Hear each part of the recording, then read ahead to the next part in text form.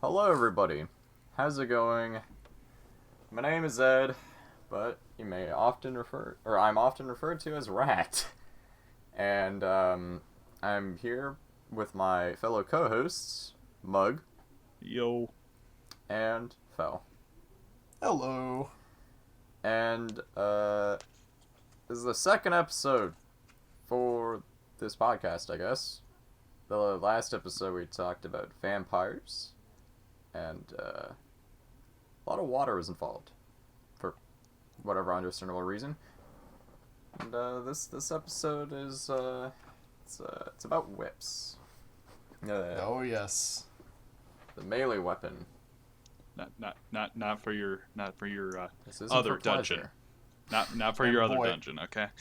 Whips are really weird. Yeah. Whips are extremely weird, as we'll get into. So, I guess we can get right into it. I don't see any reason to dilly dally.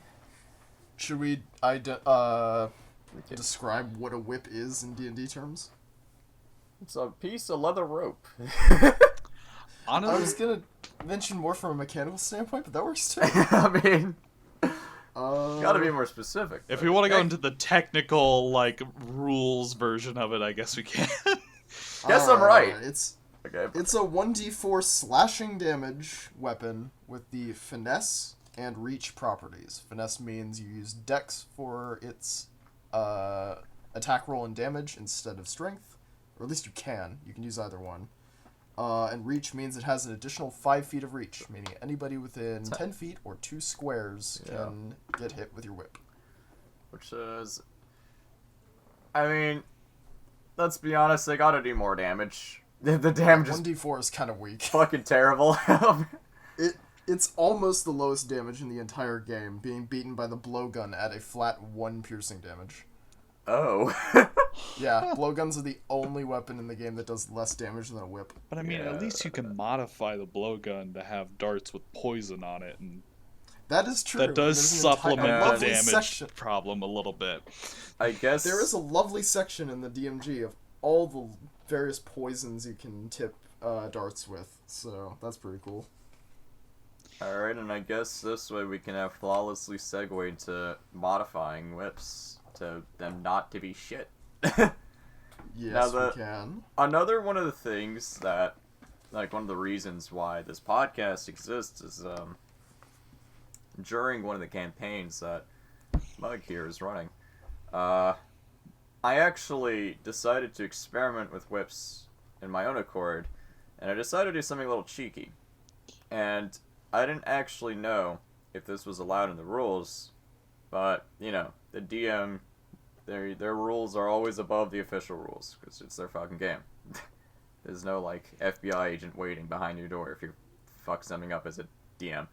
But, essentially what I did was, in a combat situation, I actually decided to tie something at the end of my whip, I believe. In this instance, it was, at first, a Molotov, which didn't end well, and then I believe I did a hand axe. And the agreement that we came to was I get 15 feet of range because the hand axe alone already has 5 feet of range. I just need to roll a lot of different dex rolls in order for the thing to work. So It's now, a dex roll for tying. It's a dex roll for using, and if you actually hit, then you can actually roll the damage. in short, it's a pain in the ass. But now, here's the question. Would that actually be allowed? Like, is there anything in that states in the rules whatsoever that says that a player cannot actually tie shit to the end of the whip? It's funny you should ask that. There's nothing specifically saying that you can't do that.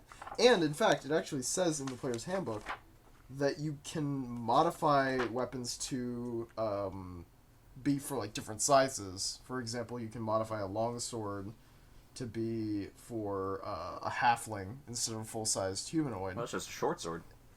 So in theory, yeah, you could modify a whip with a hand axe or a dagger or a sickle on the end to make it deal 1d6 damage instead of 1d4? Well, what we agreed upon was I get the extra range, but I don't get any extra damage. We just use that hand axe's damage, I believe. And that's one way of ruling it. That makes sense. I'd rule it the opposite direction, where it's the same range, but the damage increases. Because, think about the fact that a hand axe is probably not 5 feet long. Yeah. So it wouldn't No. add too much range, in my opinion. Yeah. Of course, DMs are able to do their own rulings on different things. That's just the ruling that I would go with. But, yeah, you could modify a whip however you want. So, you could then, I guess, use it to, like, yeet shit then across the, the fighting arena that you're in. With, like, maybe pebbles or... See, at that point, you just have a sling. Yeah. It's a sling plus. Well, I It's a mean, versatile swing. how you used it, at least in the Molotov situation, was bringing Not very it- good. No, not very well, because we didn't take into account the explosion 20 feet radius of fucking range. of the explosion. I hit myself with it for the viewers out there. I'm surprised that we don't have any whip-based feats in the player's handbook. Or Yeah. even in, like, Wait, Tasha's. really? Yeah, there's no feats about it. Like, specifically, there's no feats for just whips on their own. Whips have a lot of, like, really weird stuff about them that, They're very vague, I guess. they're very vague. They're extremely vague. Yeah, because, I mean, honestly, whips would be a really cool weapon to use in the combat situation, because there's a lot of... You can actually do some wonky stuff with it, especially if you're using the idea of, like, tying things to the end. Well, that's how I'm using it in your campaign, yeah. Because, like I said, the whip alone does next to no damage. You're Yeah. kind of forced, actually, I'd say, to be creative with it. Because, unless if you talk with the DM and be like, hey, can my whip do more damage so I can actually use it? But, I mean, otherwise, if we're just using the standard rules, the whip is a terrible weapon, honestly, all things considered. Like, yes, it has extra Yeah. range, but, I mean, like, a longsword does twice as much damage in a usual circumstance. There's also only 4 classes that can actually get proficiency in whips, without the use of, like, a subclass. Fighters, Yeah. obviously, being one of them. Fighters, yeah. What do you think the other ones are? My guess, maybe barbarians? Barbarians are one of them, yeah. There's 2 more. Warlocks? Warlocks cannot. Well, technically speaking, I'll get to that in a minute. Okay, I'll get yeah, to yeah. that in a minute, Rangers. But, Rangers can, yep. Yeah, and, fuck, what was the last movie? Maybe druids? The last one is the funniest one in my opinion. It's paladins. I could... And they're melee weapons, so you can smite with a whip. Which is one of the only ways you can actually get a whip to do damage at all. So they're a Is to smite with it. flagellant then. Like the Yeah. so Yeah, that basically. oh my gosh. That's the only. See, yeah, barbarians, fighters, paladins, and rangers are the only 4 subclass, or the only 4 classes. Yeah, this is sorry, classes. that We're can not use taking a account whip. subclasses yet. Because subclasses, What? I know that one is a bit funny. So, here's the thing. The only 2 classes that could really make use of a whip effectively, in my opinion, are, what is it? Monks, because they can make it a 1d10 damage through monks if it's a monk weapon. Jesus. And rogues, which could, in theory, get sneak attack on a whip, which is fucking hilarious, by the way. How would that... Sneak attack on a whip, Yeah. because it's a finesse weapon. Oh. That's it. That's the only thing. It's a finesse weapon, and so it's able to get sneak attack. But here's the funny part. Neither of them can get whip as a proficiency normally. Oh my god. There are special ways. I guess you'd have to, like, multi-class to get- into a class that could actually use whips. Yeah, there's also subclasses that give you martial weapon proficiency, which a whip is a martial weapon. The Colleges of Valor and Swords for Bard, the Kensei Monk, which I'll get to in a minute, the Tempest, War, Forge, and Twilight domains for Cleric, Hexblade Warlock, Bladesong Wizard, and Battlesmith Artificer all can get proficiency in martial weapons. But here's the funny thing. Warlocks can use a whip without having to have proficiency in them, but they can add their proficiency bonus if they take Pact of the Blade, because you are always proficient in your Pact weapon, even if it's a weapon you're not usually proficient with. The fuck? Yeah, it specifically states under Warlock, here, let me flip to the page real quick. Under Pact of the Blade, it says, if I can find Pact of the Blade. Here it is. Somewhere around here. And also, we're not, Yeah, we're not, just while you're finding the page, we're not doing the guitar shit again. You can choose the form of this melee weapon takes. When you create it, you're proficient with it while you wield it. So you're proficient with the whip if your packed weapon is a whip. Which would be really weird for a packed weapon. Why would you, yeah, why Might would make you- sense for, like, a fiend to have a whip. I mean, honestly, the only thing that would make something like that worth it is that with the pact, you get some special ability on that particular whip, but that's like almost just essentially Yeah. Hexblade Warlock, but So- you have a Exactly. whip. I guess, Well, that's the only reason the Hexblade works, I is guess- because it gets you the bonuses to damage and crit. I guess to give a very quick summary so far of what we talked about, whips are very, very, very, very situational. Extremely situational. And yeah. them alone, just a whip alone, does next to no damage whatsoever. And the classes that Yeah. can actually use whips vary Yeah. very, very greatly. So, why would I you? wanna fight- Why would you use a whip ever? I want a DM for a player who has a ranger that uses a whip just because they can. Well, I guess technically. Honestly, I want to see the rogue more because I mean that'd Yeah, be it's like- hilarious. You just hear But the the problem crack of is- a whip, and then just a man just dies. Wouldn't that just be Indiana Just Jones? falls. Yeah. Essentially, but way more stealthy. Just crack of a whip, guy Honestly. dies, but the guy rolls a really bad like detection save or something like that. It's like, huh? What was that noise? Whips are not Oh. known for being particularly quiet. Exactly. So, the only way that you can possibly get whips as a proficiency as a rogue is to multiclass. You cannot get it otherwise. Yeah, that seems Because about right. I originally was under the assumption that the skilled class allowed you to take proficiency in 3 weapons, skills, or tools of your choice. It's only skills and tools. So, unfortunately, there goes the whip rogue unless you multiclass into fighter, which would be pretty funny actually. Still very, very much funny. Alright, but... So, I guess then what we can talk about, how the hell would you make a whip good then? Oh, rogue, easily. Well, I That's guess the best one. I guess you'd have to be a rogue, but let's say you weren't fond of playing as a rogue. What could you do? Because in my opinion, I guess what we can do is, and this would be you would have to be the most charismatic motherfucker in the world to convince your DM to actually go through with this. But talking about the different things you can attach the end of your whip. Yeah. Because I guess Yeah. in a similar sense to the blowgun. The blowgun, yes, you can have many different arrows, many different darts. Poison, this and that. You can't exactly do that with the whip. In this instance, it'd be more so Yeah. a tie at the end of it. So I guess you could, in theory, do like Molotovs, for instance, if you want to be, more utility based. But that would I mean, require. I'm looking at it. There is multiple in actual like reality, multiple different kind of things that follow a similar like whip idea, and are considered weapons. Like there's the rope dart, there's the meteor. Yeah. I can't remember Yeah. the full name. It was the meteor, Chain whip. the falling meteor, or something like that. There's also like chain whips. Yeah, and chain whips, where honestly, 1d4 damage. I don't know.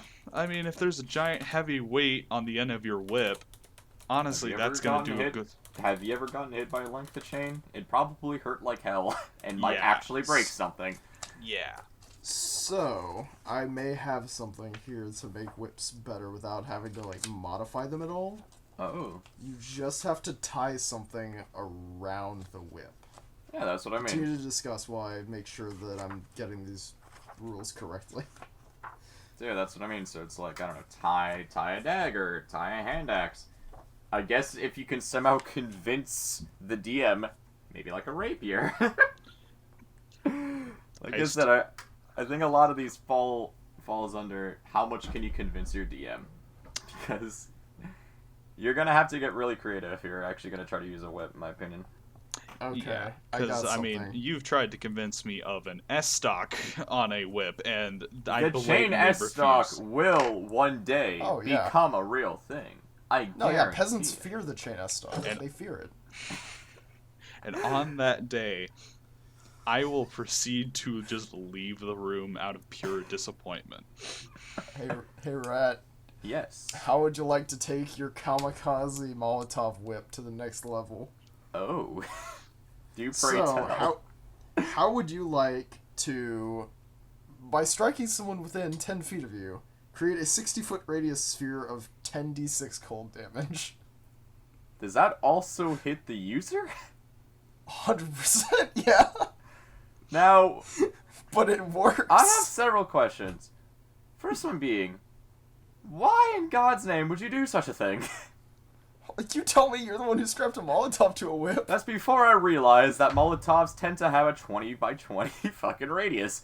Now, how would you do something like this? What do you have to do to accomplish essentially a 60-foot bomb Well, I'm glad you asked. without You need... any explosives? I believe you need a... Let's see if my math's correct. You need an 11th level or higher wizard in order to accomplish this. But, seeing as you're probably in a party, you could probably convince a wizard to help you with this little maneuver. You need the spell Otiluke's Resilience Sphere. Otiluke's Freezing Sphere.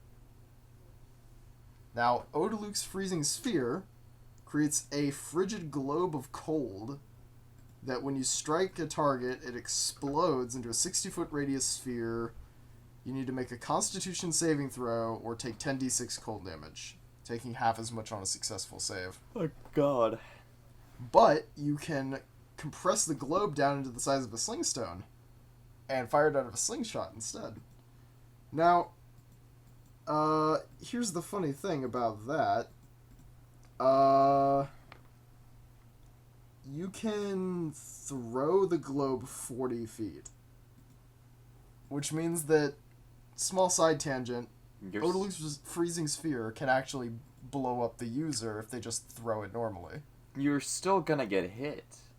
Yeah, You need to but You need can to still do throw 10 it more than 30 feet in order to... But you or can- 25 feet, I guess, in order not to get hit. But it's 10d6 cold damage on the end of a whip. That's a lot of damage. That's a lot of damage. But from a also, whip. you're probably gonna get killed yourself. This would be That's a contingency plan.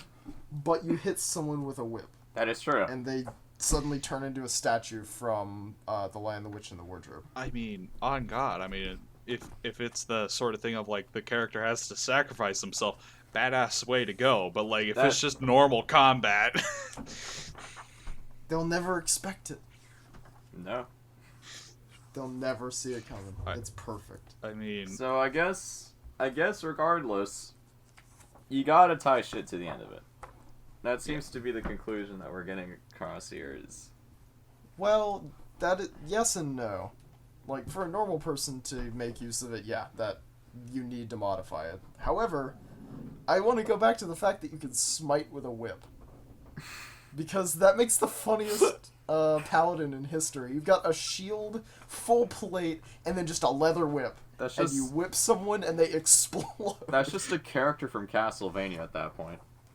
true. Yeah, that's Yeah. It's they just may a as well Belmont. just they may as well Just just be a Belmont.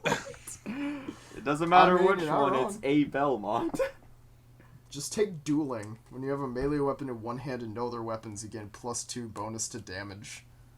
So you're dealing probably at max 1d4 plus 7 plus smite damage Jesus. up to 5d8. And that's not taking into account that you can also stack on top of that something like Branding Smite or Wrathful Smite on top of that for more damage. And this is also not. This is assuming you're not tying anything to the end of the whip. Yeah. Because So, you like- could 100% tie like a small dagger at the end of it. And probably Okay, get now- away with talking with the DM. It's like, hey, smile.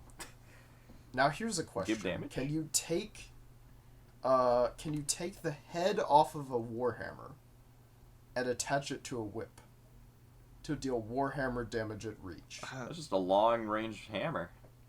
Yeah, it's just a flail at that point. I mean, that's just the meteor hammer thing I mentioned, because it's Yeah. just a thing of immense weight No. coming down. No, Yeah. how, I guess the better question is, how would you attach it? How would you tie it? Because you could. I'm trying to think of Now ways I'm that you giving would be you able the to tie headache. it. Because you could tie it from the outside, but also you'd have to be one hell of a knot. Because it's basically a big brick. Yeah, you're tying a brick to the end of a piece of leather. You're tying a brick to the end of a piece of leather Yeah. that will be flying at a very fast pace and hitting something very, very hard with a lot of momentum in hopes that the leather, doesn't tear or like it doesn't slip out or something. How would you go about doing something like that? How would you tie a fucking warhammer to the end of a whip, I guess? You just take the wooden part off of the warhammer, and then most hammerheads I've seen, at least warhammers, there's like a bump. There's always like a bump where the handle meets the hammerhead. You could tie the whip around that, and then or you could just use sovereign glue. Sovereign glue. I mean, I'm not wrong. Just use You could use sovereign use glue. Gorilla Glue while you're at it too. Gorilla glue keeps your warhammer heads on your whips. Please sponsor us. Please. We need money. If you sponsor us with enough money, we'll actually try this in real life. God, I fucking hope not. All right. I'll do it. You know what? I'm willing to risk my fucking hands Yeah. and face. Let's go. I mean, I've used nunchucks before, so Now the question is, did Can't you be use that them hard. successfully? yes, it did actually. Look, if it goes wrong, one of us walks to the hospital with a broken No, occipital use- bone. So I mean, I guess to sidetrack a little, if you have a handle on the whip and you just have another handle on the other side of the whip, is that just even longer nunchucks? At that point, it's like the large version of the. Have you ever seen like thumbchucks before? I think. It's like two weights on the end of a string. It's like a fidgeting toy. oh, I know that. Yeah, it you really basically is. have the big boy version of It's the that. combat version of that. Oh my gosh. Which I mean, that would be one hell of a weapon. Put that If on you my know list. how That's to an use exotic it. weapon for sure. That's a two-handed weapon right there. Yeah. I mean, honestly, going off of it, if you're gonna do with actually making like whips usable in a more homebrewish type setting, honestly, it's really just as simple of like you can actually get like certain things attached to the whip, or you can Yeah. actually have like certain effects with the whip. I actually had a player in a campaign use a whip as their primary weapon a long time ago. And what we ended up doing was, as the journey progressed, their first major upgrade was they went from a normal whip to a chain whip. Mm, And I had the damage go up because it's metal instead of leather. It's probably going to hurt more. yeah. So then eventually that player ended up getting a whip of vampirism, so that every time they did damage, it was a small amount of damage, but they healed back that damage onto their hit points. Oh, okay. So eventually that's how it worked out, and it worked pretty well. I don't think it worked quite as well because they eventually moved on to using a bow and arrow, but they did it for a while, and it was sort of effective. So Yeah, I mean, really, honestly, beyond just using the paladin whip build, yeah, feel Which I think, let's be honest, if you're not gonna multi-class into rogue, probably the most effective and funniest way Oh, to go yeah. about using a whip. Honestly, full recommendation. So I already got love the multiple concept. be flavor a things for vampire that. while you're at it too. Fuck it. I love the whippidin. I already have multiple flavor ideas for that already. Just be a vampire Yeah. paladin that wields a whip. You're just a Belmont at that point. You're a reverse Belmont, because Belmonts are human. I mean, there's nothing to say that Belmont couldn't be infected with vampirism. This isn't a podcast about Castlevania, unfortunately. But yes. True. I would be surprised if it hasn't happened already. That seems like the plot of a game. But anyway. Yeah. And he gets mind controlled in Symphony Night, but that's besides the point. Alright, so whips. Yeah, whips. Yeah, but honestly, I guess you could poison the end of a whip.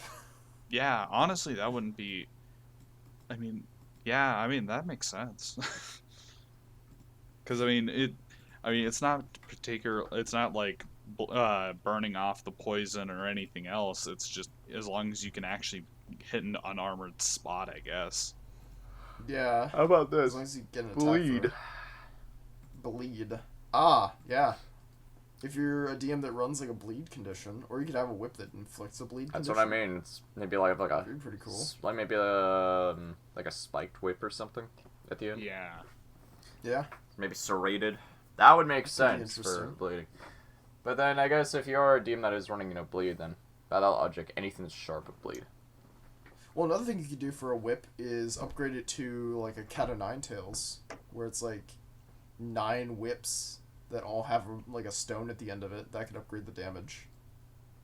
Because those things are brutal. Yeah, I mean, honestly, yeah, that would upgrade the damage, but Cat of Nine Tails, I feel like, would shorten the range decent a bit. It would shorten the range. It would turn it Yeah. from a 10-foot... If I was running the campaign, it would turn it from a 10-foot weapon to a 5-foot standard.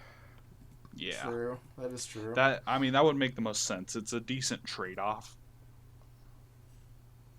And yeah, because the Cat of Nine Tails would be a really effective one because it's tons and tons of heads, all going in to cut or kind of bludgeon a little bit. Yeah. That's what came to mind first when you said like a serrated whip, Rat. It was that little fun piece of historical trivia. Yeah, but Okay, consider the following. What if you put a cat o' nine tails at the end of a 10-foot pole? oh my fucking god. You just... it's... That would give it reach again. So it's just a whip pull arm. Yeah, it's a whip pole arm. It's like a flail, but the end of the flail is 9 stones, and it's just a pole arm at that point. So, yeah. So, I guess if we were to make a sort of chart, like a weapons chart, like this is from like fucking Monster Hunter or some shit, Yeah. I guess that'd be one of the endings. Now, in my opinion, another one of the routes you could take is, be like a poison or some shit. Yeah. And another route you could take would be maybe a rope dart. Yeah. That makes sense. So now how would rope darts work? Because now if we think about rope darts, you can do a lot of things with darts and rope. Well, the rope darts that we have, in reality are literally just chains, but they have a small little pointed end at the Yeah. at the, end of the whip, and it takes actually a decent amount of skill, so still finesse. Yeah. It seems like instead of a whip slashing, it would change the damage type to piercing as well.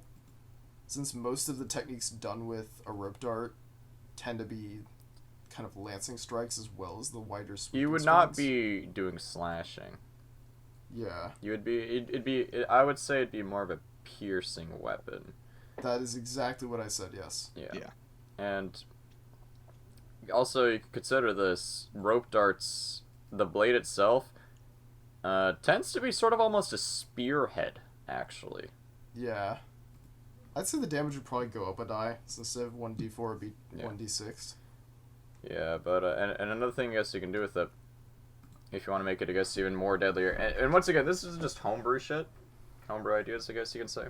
So Yeah. for any DMs listening out there that want to like actually make your campaign kind of interesting, maybe some sort of poison at the end of your dart, Yeah. which I guess kind of just turns into maybe a worse version of a blowgun. Yeah. I mean, it's hard to go worse from one piercing damage. True. I guess the upside of the blowgun, though, is that it's a range 25 feet, 100 feet. It's only 25 feet? 25 is the inner range, 100 is the outer. So if you get sharpshooter, you can hit someone at 100 feet.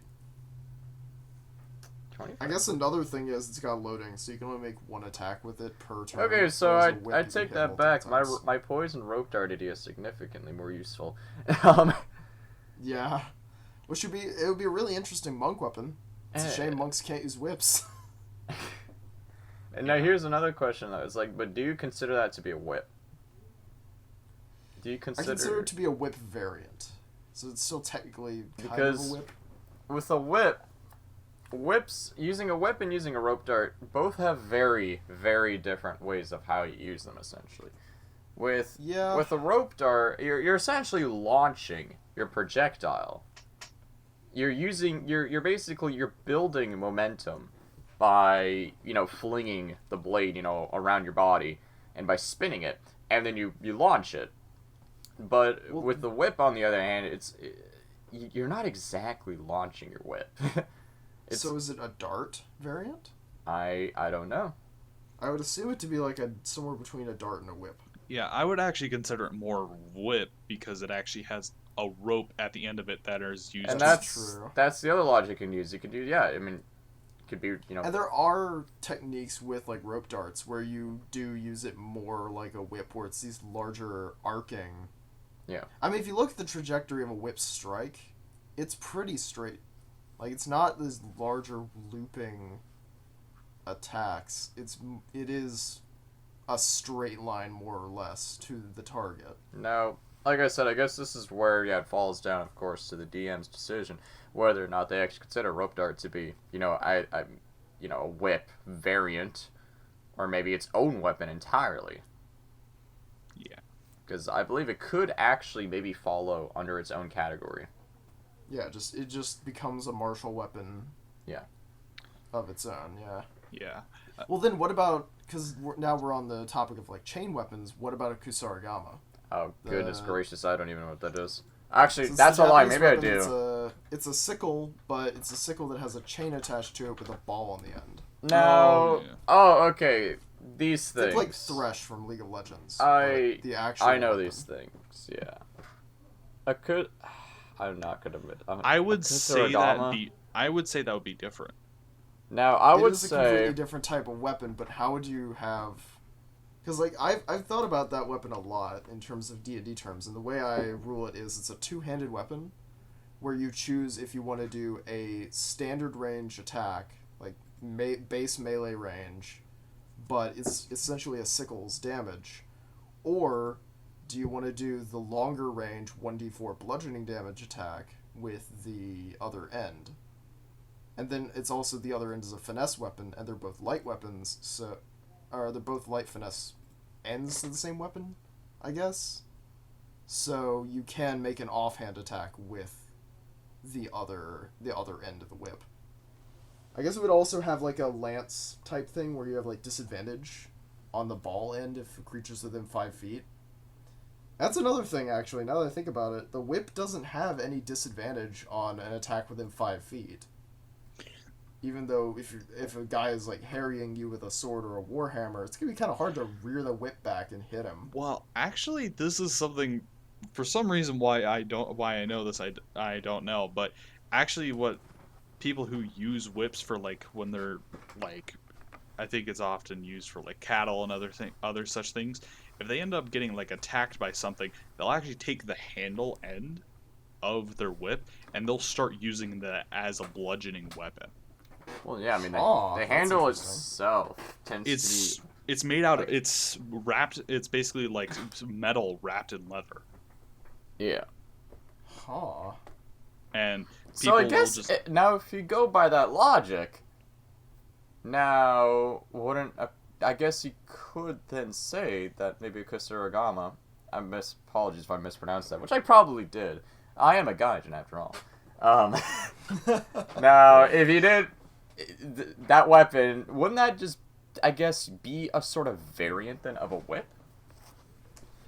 Maybe. I feel like the ball end would be more whip-like because it's the same it's the same damage amount. It's It's the same kind of reach. It's the same but different because Yeah. like there's very much clearly basically a scythe basically on one end, or I'm trying to think of but yeah, you have comma. a comma on one end, and then you have something else attached by a chain. Yeah. Because I don't know, because like the whip, its whole thing is the fact that it can, you know, whip around. That its whole thing has its range and like whip around. Yeah. Like the whole bludgeoning thing is really just like something I just happen to know of, because I mean, it makes sense to me that you can just turn the handle around and then just whack somebody. Yeah. So I've written down a couple other things. I'm looking at some notes here. So fighters can get whip as a proficiency, right? Yep. Yeah, they're proficient in all weapons. So here's an interesting note. How does Rune Knight work if you choose a whip as your main weapon? Because you have to engrave runes upon the weapon you're using. You could do it upon the pommel, I'd imagine. That makes sense. Yeah. That makes sense. I don't see why that wouldn't work. Honestly, thinking of runes, I mean, the other thing I could think of is just like if you want to just have a direct straight whip, just enchanting it with like magical aspects, like giving it like having like you could have a fire whip or an ice whip, and it does a little bit of does that whip damage. It may be some additional cold damage or fire damage or poison damage. You know, you just gave me a really good idea for a magic weapon. What if there was a magic weapon whip, probably like very rare rarity. It's a pile of stones. And when you attune to them, the pile of stones, it's like 10 15 stones in a bag, they'd form into a whip at your will. And so to everyone else, they just look like rocks that have some writing on them, rocks that have like some symbols on them. But at your command, it becomes a whip and deals like additional damage.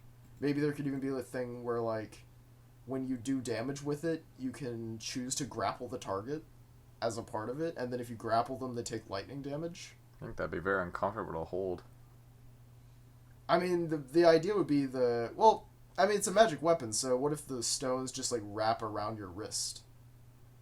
So you don't really have to like hold a bunch of rocks. Also, you can have them in like a bag or a box.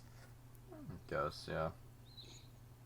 It'd be like a +2 magic weapon, because there aren't a lot of +2 weapons. Yeah, I mean that would actually be an interesting weapon to actually use, and then you can have a lot of stuff with it. It's because I mean that was the one that I like while we were talking about all those variants. I was just thinking, I mean, if somebody just wants a straight whip, just put some magic on that shit. I mean, yeah. I mean, magic in D&D is like you can say almost whatever you want about it. But I guess so. Once again, to just do another quick summary, we are all in agreement that whips are pretty much on their own, without anything done to them, pretty much useless unless in the hands of a fucking cracked out paladin. Yeah. Or I just thought about this. What about Battlemaster? Getting Battlemaster fighting maneuvers at 10-foot range is pretty useful. You could disarm someone at 10 feet. Now you're just Indiana Jones there, like for reals. Yeah. Yeah. Actually, as a utility, it is useful. As a actual bona fide weapon, it is kind of pointless. I'm not gonna lie. What if you do 2-weapon fighting where you have a whip and a short sword? That's actually, Exactly. I think that's actually what my current character is doing. And you can whip someone, so you can get things like... Imagine this too, there's like lunging attack, where your melee weapon range increases by 5 feet. So you can hit someone at 15 feet with a whip, dealing 1 superiority die damage, in addition to the 1d4, in addition to your strength, 3 times per turn. Well, that one not 3 times, but you get the idea. Yeah, I mean... Or like... I mean, Battlemaster is just good for that in general. Yeah. But another thing funny about whips is if you take a bugbear right? Bugbear is your race. Bugbears gain an additional 5 feet of range, meaning the whip has 15 feet normally. If you take Battlemaster and do a lunging attack, you can hit someone at 20 feet of range with a whip. For, at 20th level, I believe 1d12 plus 1d4 plus whatever the hell else you add to it. Which, I mean, 20 feet is a long range. Yeah, for what That's is almost essentially someone's a max melee range. weapon. Yeah, For what is essentially a melee range. yeah.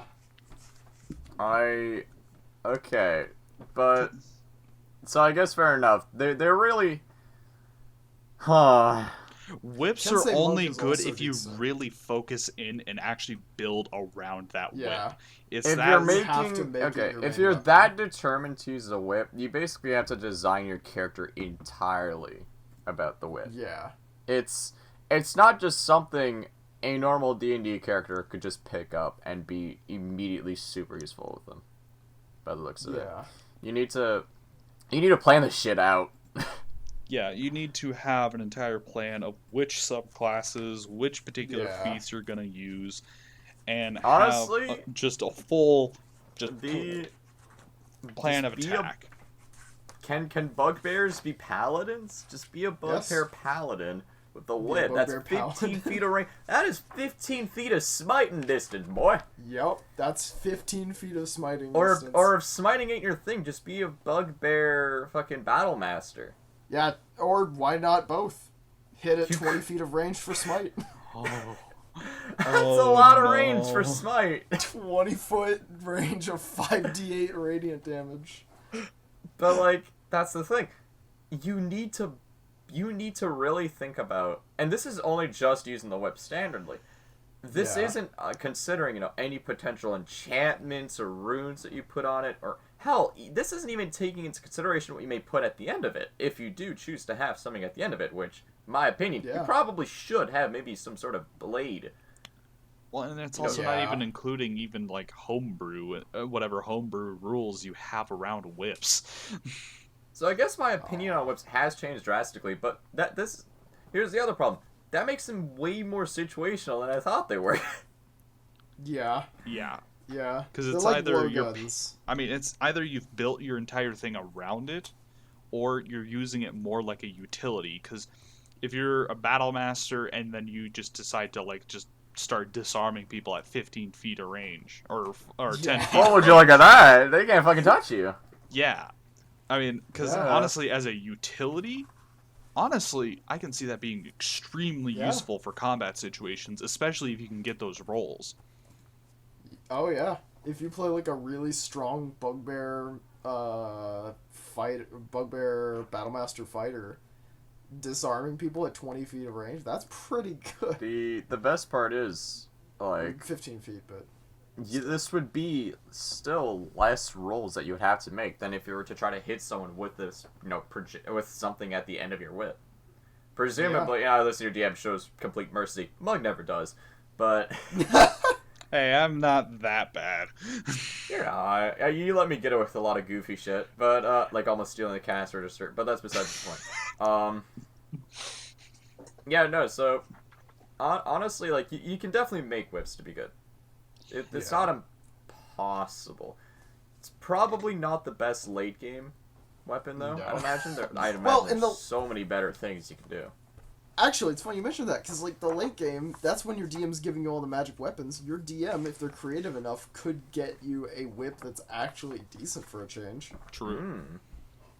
Also, I'd like to point out that monks can get a whip, but they have to be a Kensei.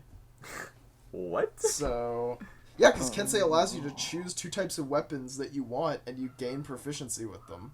They also become monk weapons, which means they scale with your monk weapon die.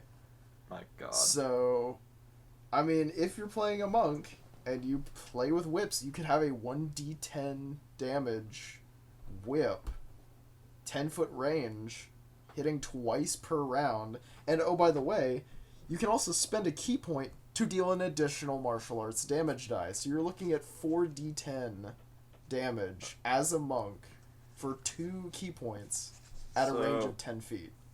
So what I'm hearing is, if you're gonna use whips, you gotta be a bugbear first and foremost. Come on, it's just Oh normal. yeah. You gotta be a bugbear yeah. for that extra 5 feet, so you got 15 feet. And you gotta play either Paladin, you gotta play either Battlemaster, you gotta play either Kensei Monk. Yeah. Those are really your 3 best choices if you're gonna use a whip, just in a general sense. I mean, But- it Yeah. just comes back to the point of, like, when you're using a whip, it is built around that whip. Yeah, you gotta know what you're doing. You gotta do your research. You gotta see what works. You definitely gotta ask your DM. You gotta be like, hey, are there gonna be any sort of magical items relating to whips, for instance? Is there Oh gonna be my like god. You Yeah, got to there's start no- working that out. yeah.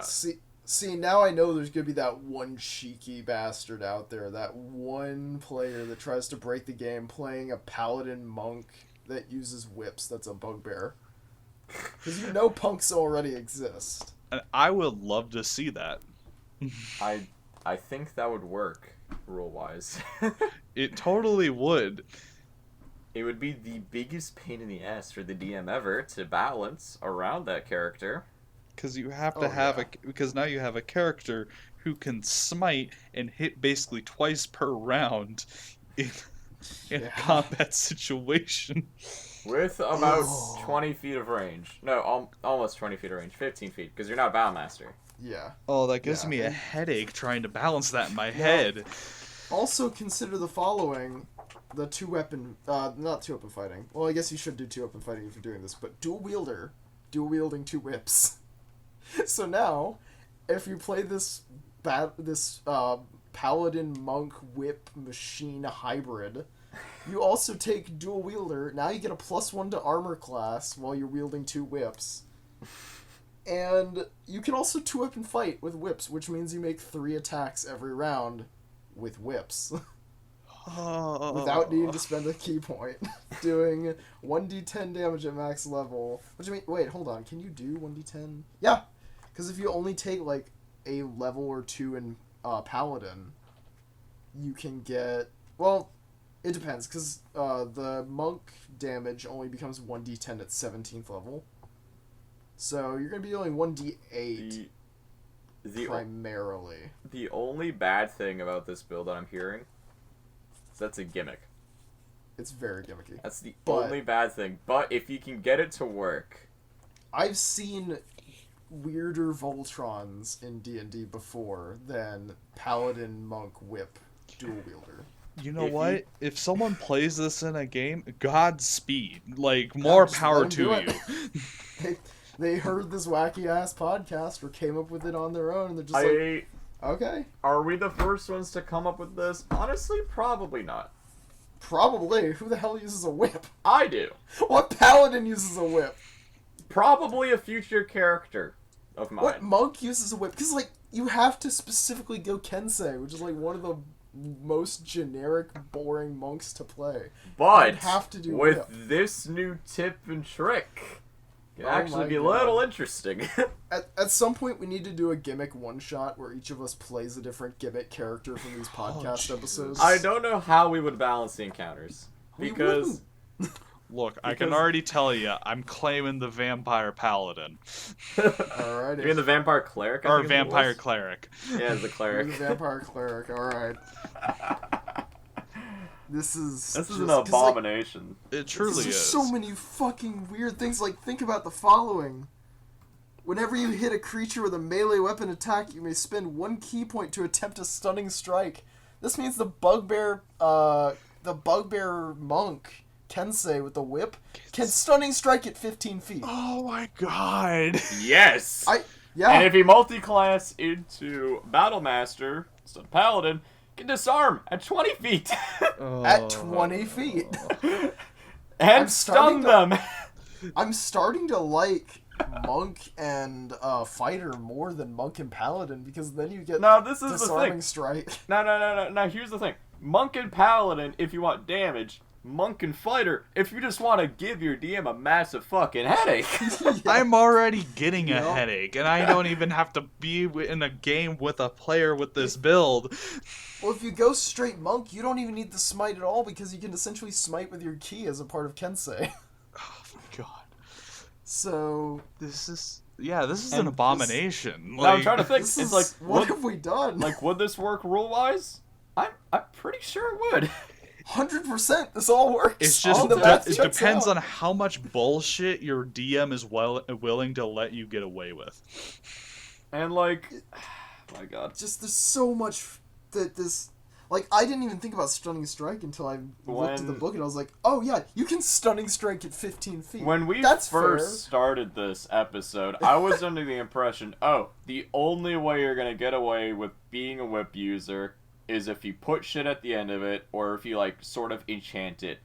Motherfucker, Yeah. we just came up with 2 potential builds That actually are kind of broken. that kind of work to the T, and if you utilize them correctly, It's are support very battle powerful. master and Yeah, support monk. it's like Monk and Battlemaster at their finest, or when you're using a whip Yeah. And Because- and a Bugbear. it just literally takes those two classes and turns them into essentially a support. Like, you don't even necessarily need to worry about doing damage. It's just about like Now- disarming and stunning the enemies for your I- buddies. I Yeah. think now the hardest thing about playing this character, this type of class, how the fuck would you DM, or not DM that, how would you come up with a story for that character? You're a Bugbear monk with a whip.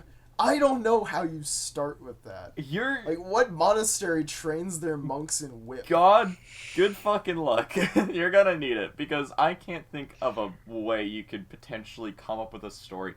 Same with, like, you know, a paladin that uses a whip. Yeah. Because paladins traditionally, you know, they use maybe a sword and shield, you know, as stereotypical as it sounds. But Yeah. how the...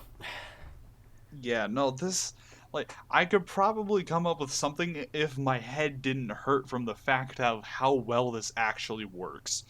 Yeah. I was not expecting to go into this episode with, like, yeah, whips are really broken. No, but whips... they are kind of and broken. the I was only expecting reason- to roast them.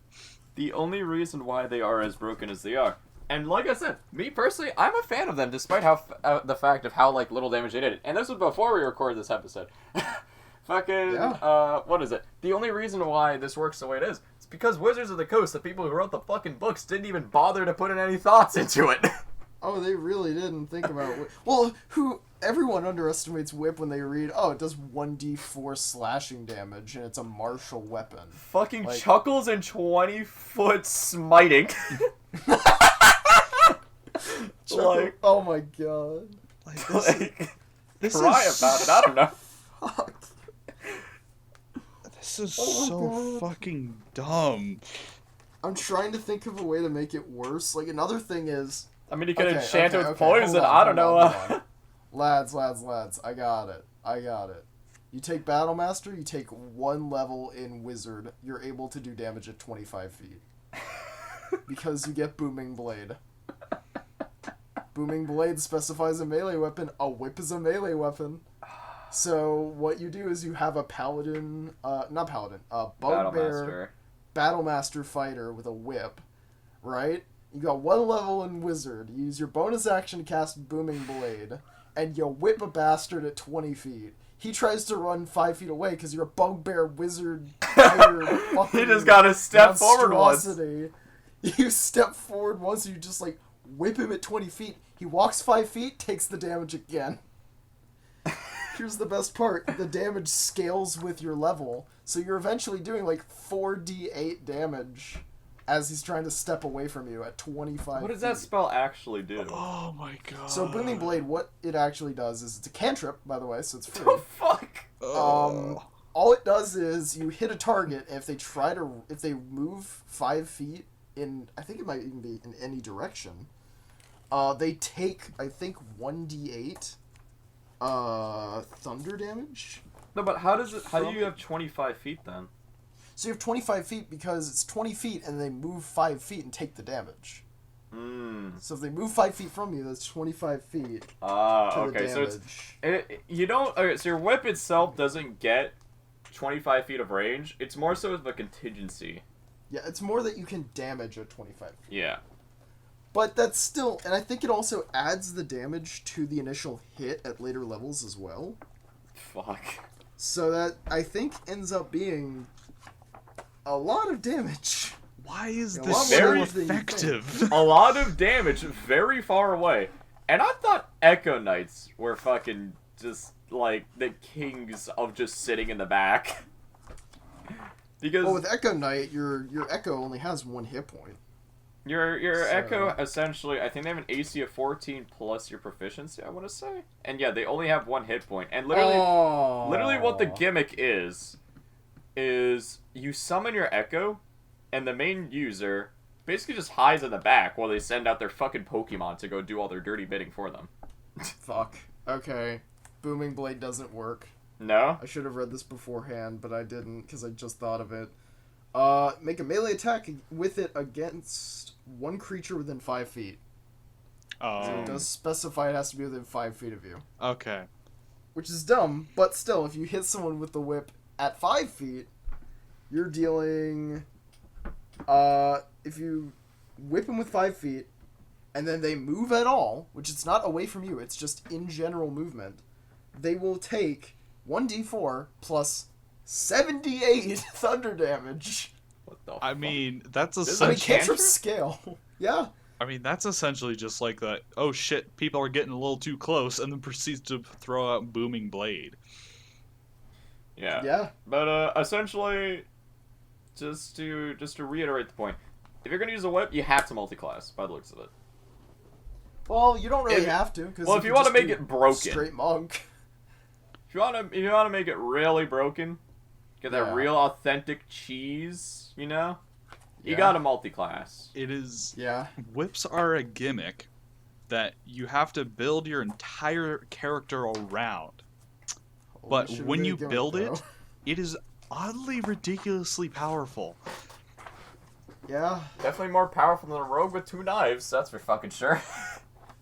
Yeah. I mean, Or rogue. I want to eventually find a way to do rogue with a whip, because I feel like that would be fun. You would have to multi-class, I'd imagine. Yeah. Everyone just hears a snap and a guy just falls over dead. Like, it's the the wind. Must have been- seriously, I must have want to been my see the imagination. guard who like failed his fucking detection save and just goes like, "Huh, what was that noise? Huh, must have been the wind." It's like a. I'm surprised that there's not like a whip feat, because there should be a whip feat where you can like grab someone with the whip and pull them to you, or Maybe we'll make one. It Who could knows? be- parry someone. It'll be in our book that we will never That make, but we will definitely make. Smile. we could totally make a book filled with a bunch of our homebrew Very unofficial. Oh, eventually. that would be when we have enough s- people that enjoy this. Oh yeah, no, only if. But like, holy fuck, if this shit actually and oh, this is so broke. I like it. I love it. It gives me a headache. I don't like it.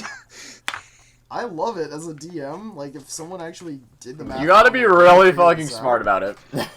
like, If yeah, no, I'm in the Yeah. same zone as you, where it's like I love it, but also I'm thinking about like actually DMing for that, and it just gives me a headache. yeah, So, also consider the following. What paladin oath do you even take with a whip the oath of to the whip. make it more effective? The oath of the whip paladin. Just 'Cause, more like, I range don't in your even- fucking whip. Okay, Is why that- I don't not? even know. Is that next to the oath of throwing it back? Oath thrown it back. Like, six. You could do Vow of Enmity from Oath I of don't know. Vengeance. I don't know much shit about paladins. So. Okay, so Oath of Enmity is the channel divinity ability for Oath of Vengeance Paladin. Gives you advantage on all attacks against one creature of your choice for a minute. Yeah. So free crits with a whip, I guess. Oh my god, no. Grave Domain Cleric, making someone vulnerable to slashing damage and then getting auto critted with a whip. Oh gosh. Oh. Yeah. Yeah. Because then if you crit with a whip, it doesn't say that it becomes a crit. It says it doubles the damage. You know, I'm debating So whether or if not you we should crit release with this it- episode or not. You do quadruple damage. I mean, the whip at the end of the day is only 1d4 Maybe to we should- 1d10 slashing damage. Maybe we should just keep this as a personal secret. You know what I mean? No, let's let the people spread their chaos. They'll do what they're gonna do. Rip and tear. That's your homework. Whip and tear. There's gonna Whip be and That's the name of the tear. episode. There's gonna be some That's the DM. episode name. There's gonna be some Fuck it. DM out there who's gonna curse our name. Rat, write it down. This episode's whip and tear. Maybe. Fuck it. Look, Oh my god. Fel, I hold you responsible if I get a death threat from a DM about how they got a whip character in their going in their game. If any DMs out there have a player that does this to them, I'll We- give some free advice on how to counter it, because there are a myriad of ways that you Oh, can I'm counter sure it. there's hundreds of ways. There's gotta be. I also inadvertently found out a way to kill monks very effectively, but I'm not going to tell anyone that. But Now you I'll give you a hint. It's somewhere in this episode. You just gotta look. I don't even fucking know. So either he's full of shit or I'm just not paying attention. Anyways. All right. Anything else to add about whips? I mean, the only thing I gotta add is I have a whole newfound respect for whips. I was Also, a bard with a whip makes too much sense. Yeah, we don't talk about that. That's- look that's that's gonna cursed. get way too kinky, way too fast, and I don't like it. Yeah, we're Yeah. not responsible for that one. Yeah.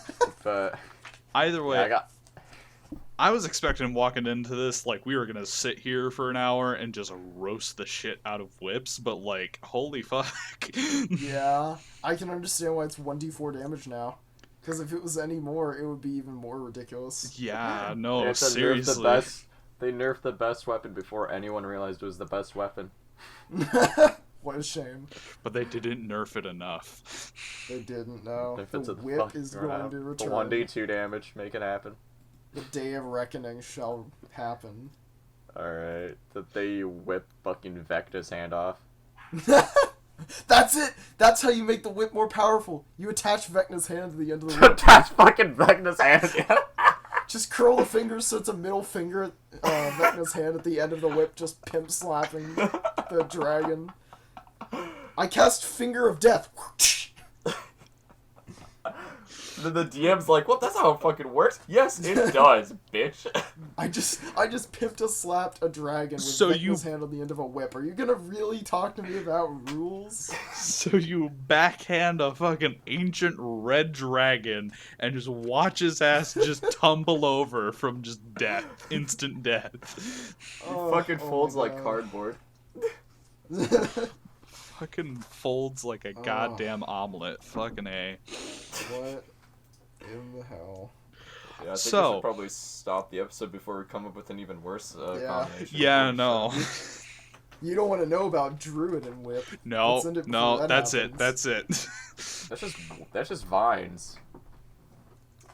Yeah, She's a let's vine. end the episode before we spill all of the secrets. Alright. Let people But, figure it out for themselves. Yep. I guess, yeah, let's sign off then. So, yeah, this is, go whip some people, rat. This is now a quote. My name has been Winter. And I'm Mug. Yeah. Go whip some fools. Go whip some fools. Alright.